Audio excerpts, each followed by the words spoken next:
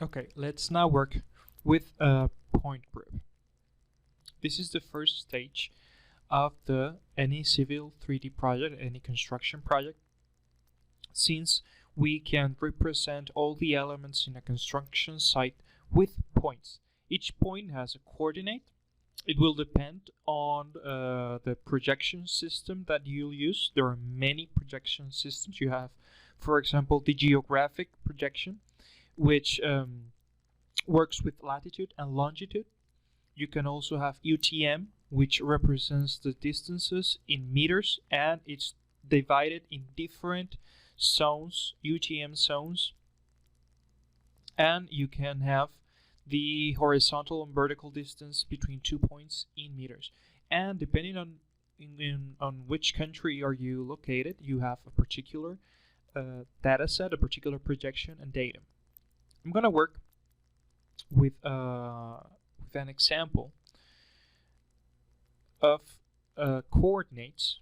I'm going to have these points representing the x, y, and the z, the height of these random points. They're not in a particular projection. They are actually in UTM zone 21 north, but for the purposes of learning, we can assume that they do not have any projection whatsoever. So I'm gonna import them here in the Prospector tab. I'm gonna select points, and I'm gonna hit the right button, and we're gonna create, and this command is displayed. We can create points on all these types of forms manually, by direction and distance, by resection, station offset, automatic, online, divide object. There are different types. There are the points in depending on the direction. You can create points in an alignment. You can create points on a grid. We're gonna use this later on a polyline, along a polyline, on a grid. You can interpolate. You can create along a slope based on the distance, or in an elevation for create on a grading. And you can also import points. We're gonna select here, and we're gonna select the file in which the points are located. In this case, as you can see, we have x or northing or easting, northing, and height. So we select which ones of these different formats is the one that fulfills our needs. In this case, we have this one, easting, northing, and a point elevation. We can add these points to a particular set of point groups, even though we can create one point group to add this particular data set. Why are point groups important? Because the point groups will divide the data sets. You can have point groups from different construction sites, for example, in one project, from different locations in the same site, or maybe you have a data set for the cut and a data set for the fill in the earthwork, or you may have the data points coming from total station and data points coming from RTK, for example. You may have different data sets that you wish to manipulate differently. So by doing that, you can add these points to a particular point group and then work with that point group in particular.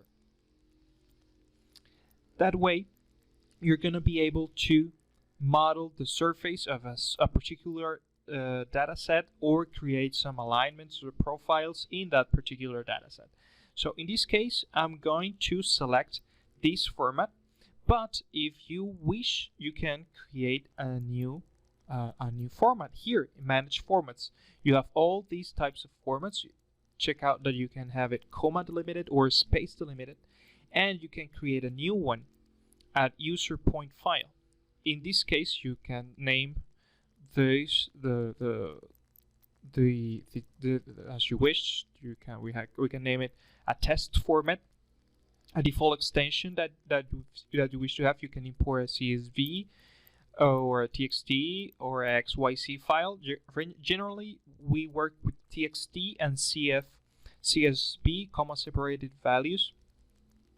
You can have them delimited by points, by comma, by space, by tab. In this case, I'm gonna select space, for example. You can limit the amount of points in the format and sample every 2 points, for example, in case you need to take only the even or the odd points. And here you're going to select which is the format how it's the data set ordinate. For example, you can have the easting on the first column. You can have the northing in the second column, for example. You can have the point elevation. You can have the point number. You can have the original description, raw description, or the full description. You can also have the longitude, latitude, thickness, user-defined convergence K-factor, intensity. If you're working with LiDAR or with multispectral analysis, you can divide the RGB value of the pixel in that point. You can also use it for LiDAR classification. You can have many different formats. You click load, and you can load a particular file. You can analyze it and check which types of elements will be assigned to each column, so you can verify that the format is correct. You then click OK, and you have a new format. In this case, I'm going to select this one, and with that, I have my dataset imported. If you cannot see it in the central display, you just can make zoom extent. There are two ways to make zoom extent. You can do it here in this button, or you can click the letter C and click enter, and here you have all the types of options, and you can select the letter E, click enter, and it will be the zoom stand also. We have the points displayed here. We have the point number and the height. How can we change the parameters of the point? It's very easy. We select here the point and check out that we can click the right button and we can go here to point group properties. In the point group properties, we are going to change the point style. We have different types of points. We have basic, benchmark, bound, catch basin, drill hole. There are many different types of points. For example, we can have this benchmark, and if I click apply, change, see how they change on screen. We can also edit the current selection and edit as we wish. We can have different types of elements, or we can use a custom marker. For example, we can use this one, this one, this one. The circle and the square are they can go with any one of these, and we can create. We can also change here the size and increase the size of the marker. We can change the rotation by several degrees. We can see the layer in which the marker and the layer are gonna be displayed, and we're gonna have the general information of the point style. If I click accept, I click apply, see how it changes. Now, the point label style is the text that is going to appear next to the point style. It's the label. We can have the description only, the elevation description, the elevation only, the northing and easting, the point number only, the point number, the elevation, and the description, the point number and the description. For example, if we click here and we click apply, we didn't add a point number in our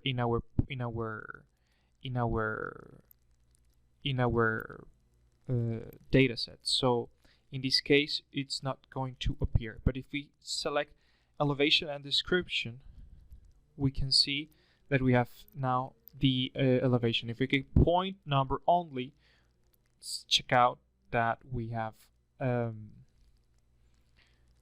the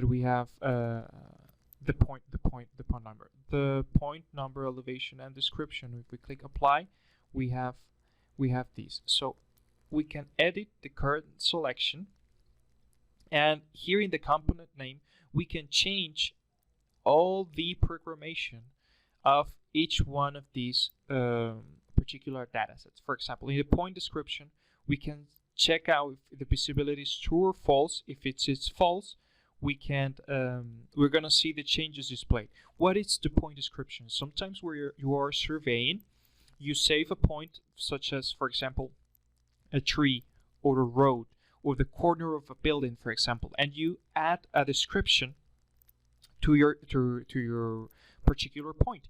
This description is going to appear here in the drawing. This is very useful when you're making site planning, or you're going to create a blueprint of a certain work site, because you can work with a particular data set.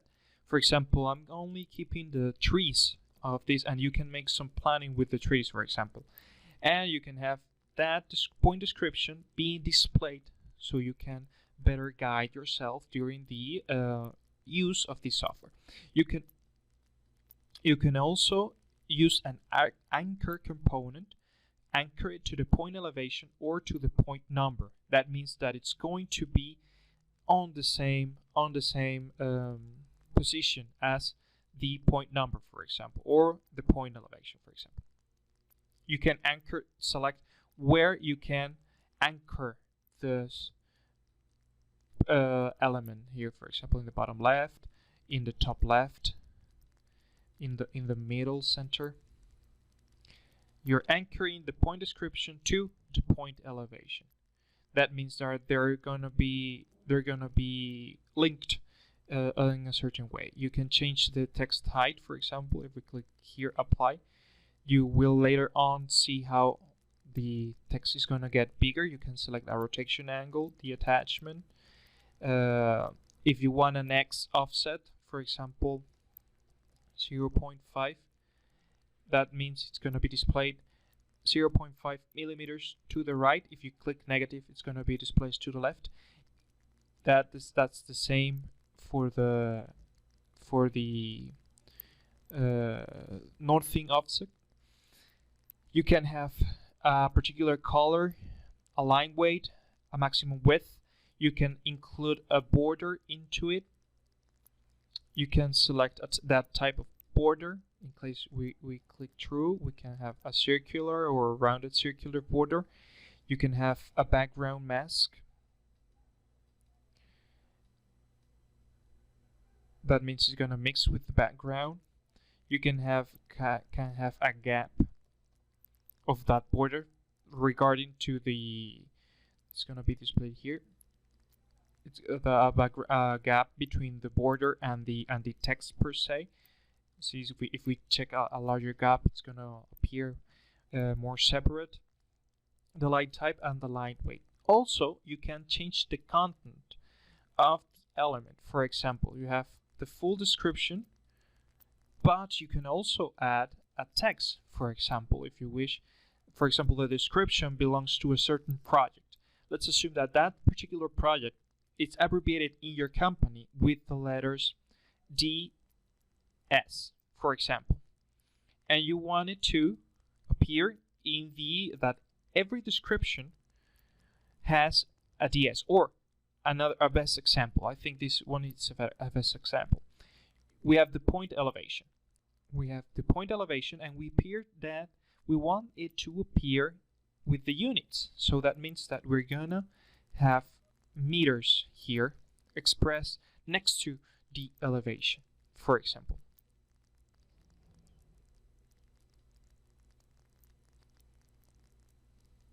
We click OK. We click apply and accept, and we click accept. And now we have here the point description and the elevation is now expressed in meters. I wrote meter just to make a significant change so you can appreciate it, but you can also add the letter M. That doesn't matter. It's okay. You can change also the color of the element if you wish. By here you can change the color of the layer, or you can change the color of the element. For example, if we click OK here, we can change also the color of the layer. Here it's Vino text. We can select here and we can change it here. Now we have it in red.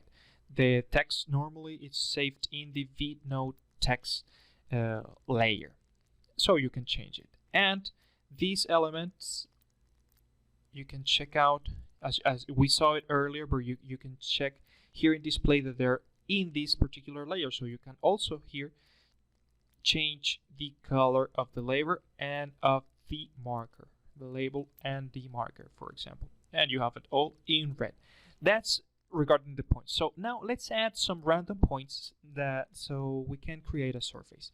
We can add it manually, and we can click whenever we want and check out that it requires now the point description, and we add surface and point elevation. All the heights of these points are between 100 and 110 meters. I program it that way. So I'm gonna select different heights, and the points are going to appear one by one. I'm gonna create different points here, another description, and another height. Now here, point description, point height, a new point, point description, point height, and we can add another point here, point description, and a point height. Okay, now that we've got these points, we have our tests and we have all points. Check out that these points that I've created are not within the test group set. So I can treat these 2 points differently. You'll see. Now that we have a point, we can create a surface from these points. Sometimes you wish to model a particular surface, and you take in the field with maybe RTK or a total station or a theodolite. You take the points, or even with a handheld GPS. Now we need to model that surface, and we need to check sometimes for the slopes, the gradings, maybe we want to create a cut and fill section in that particular. So everything comes from a surface. So we select here and we create a new surface, and check out here you can display which type of surface you want to create. Generally we use thin surfaces. You select in which layer this surface is going to appear.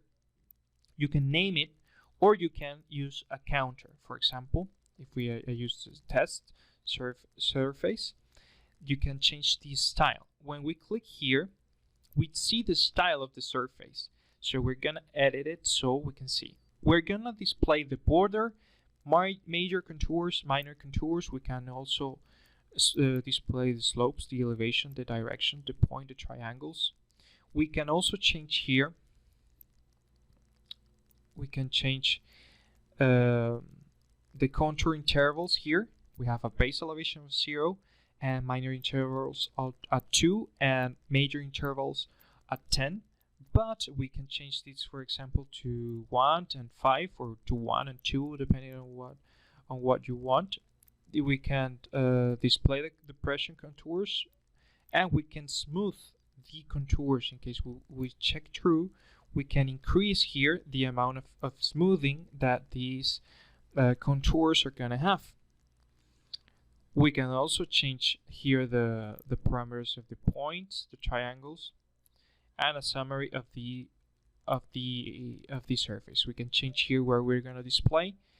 In this case, sometimes I don't display the borders first at that moment, or we can display them, and we click OK here, and out here now nothing has happened because we need to assign how are we gonna define the surface. We can define a surface by its boundaries, by adding a break line, by having contours. We can import contours for polylines, and with those contours we can create a surface. We can create a surface from a DEN file, from a drawing object, for a point 5, for a point group, for a point survey, or from a figure survey.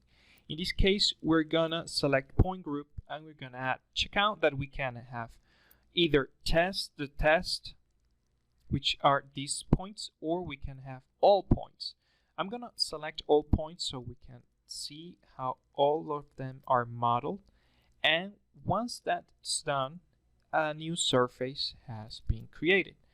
I can click here and select the object viewer and have a 3D representation on how my surface is behaving in 3D. This is very good for visualization, since all the data set has a fairly regular height.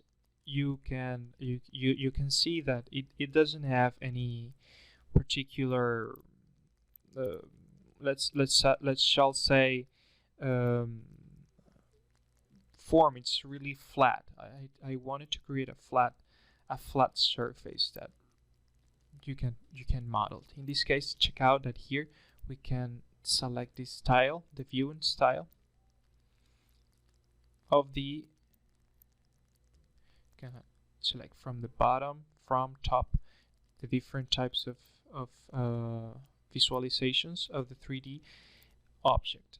Now that I have these, I have my surface. I can change then this surface, changing the surface properties. I can change the interval. I can now make it more dense, for example, have it less smooth, and we can change the intervals. Now I don't want it each meter, I want it each half a meter to have more contours. And now I don't want to display the border, but I want to display the triangles and points. I generally include these colors to create a visual impact. And now I have these representations.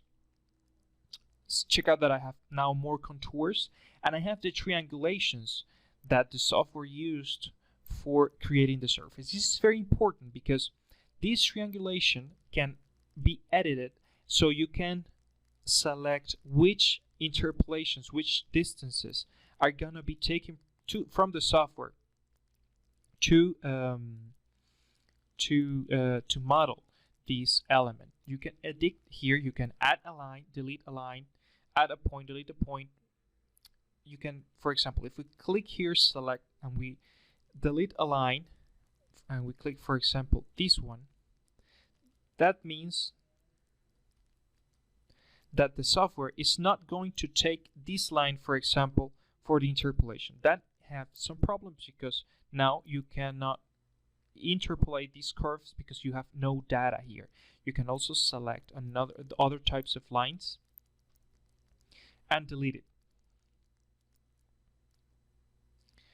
You can also change and add points or delete points. If you delete a point, a certain point, for example, this one, then you lose the interpolations that comes with that point. If we edit this one, for example, we're going to be losing points each time. As if we can delete, we can also add data. We can add contour break lines. For example, let's add first a new point. If we add a point here and we add a new elevation, let's introduce a crazy elevation of 120. Check out that now we have a surface that has an elevation on the top. here and we can edit that surface. Now, we can also move a point in the case that we select a point and we select the new position. Specify you need to click on a point.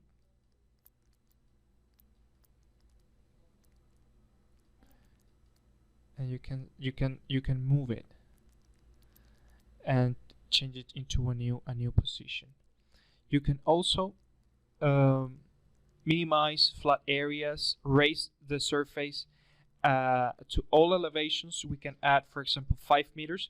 It won't see a change in the surface, but it's now being uplifted 5 meters as a whole.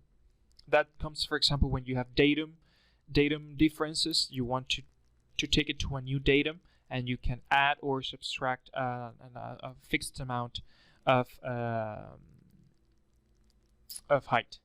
You can also smooth the surface. You can use by different types of approximations. You can use kriging to have a kriging smoothing. You can change these parameters, but I don't recommend kriging because you will need a variogram in order for it to be effective. If you don't have a diagram of how the data changes with direction, you should use the natural neighbor interpolation.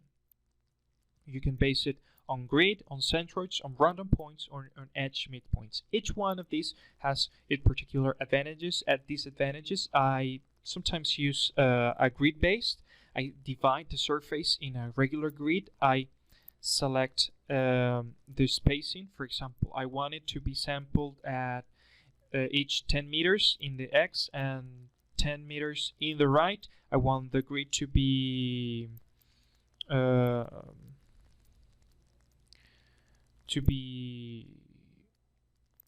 I don't know, with 0 rotation, and I'm going to select in which side, in which rectangle I'm going to smooth the surface. For example, I'm going to smooth it in this rectangle. And it tells me how many outpoint points I'm going to have of the smoothing. I click escape, and now we have a more smooth surface. See? A more smooth surface. And we have the centroids here. And the triangulations. If I turn down the triangulations, now I'm going to see. Let's see now the surface now in the object viewer. Now it's not that triangulated. It's more smooth. But we can turn here the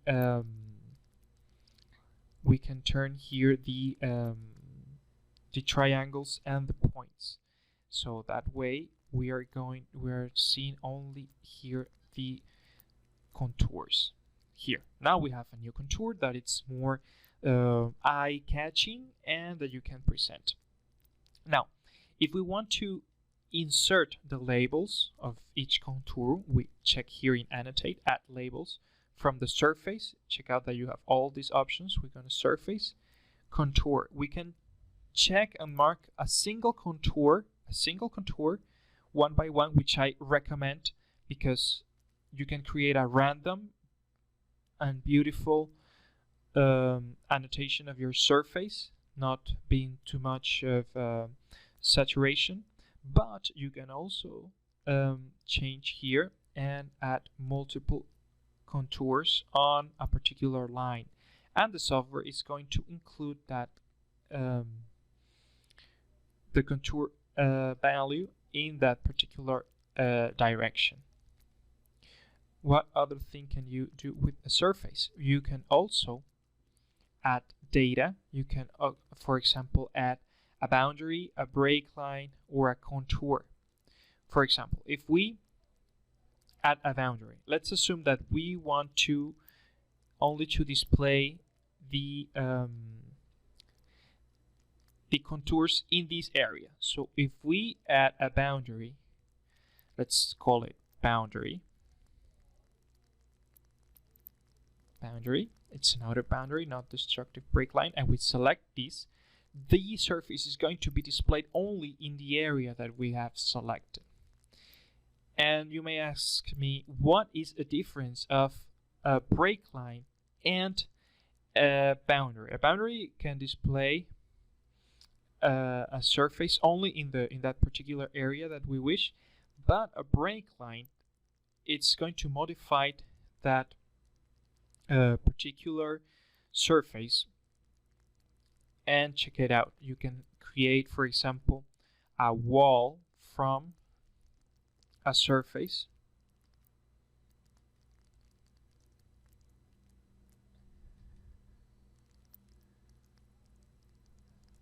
For example, 2 meters here.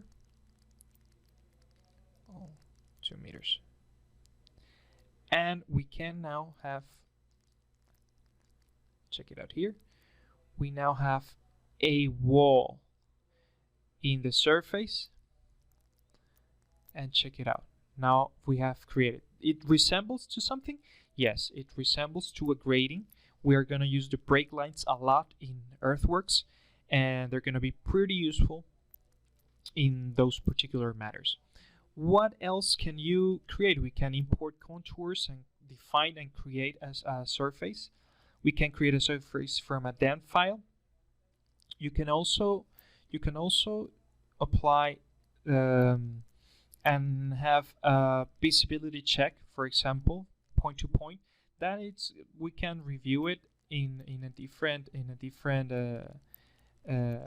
area. Check out what I'm doing.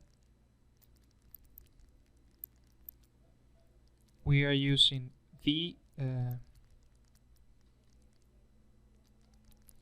eye visibility, and we to check visibility of from a particular point to another. This is very useful at the moment of telecommunications, where you're checking the heights and the coverture of an antenna.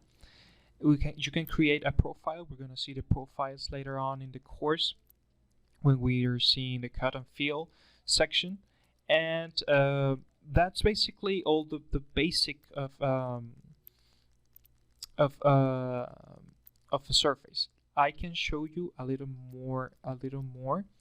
We can add data, for example. You can add a point group, or if we check here and we go to point, we can create, and we can create point along a surface. You can create it on grid, along a polyline or a contour, or in the contour of a vertex. We can, if we create it on a grid, we're going to divide the surface on a regular grid, and it's going to evenly space data points and assign an elevation based on the surface. But we can also map a polyline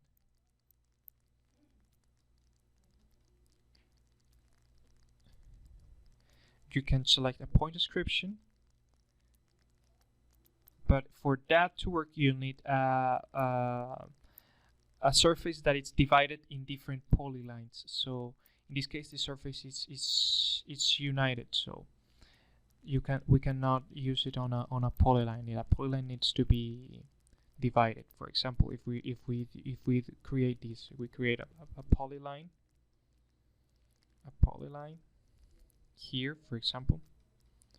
Let's assume that's a contour, and we create and we add a property to that polyline. For example, we add an elevation. It now becomes a contour, and we can create points.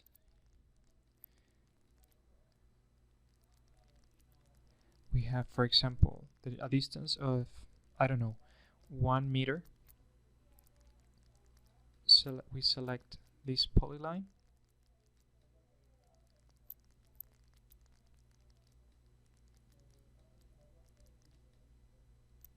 and it should create a point. We can also display it on grid.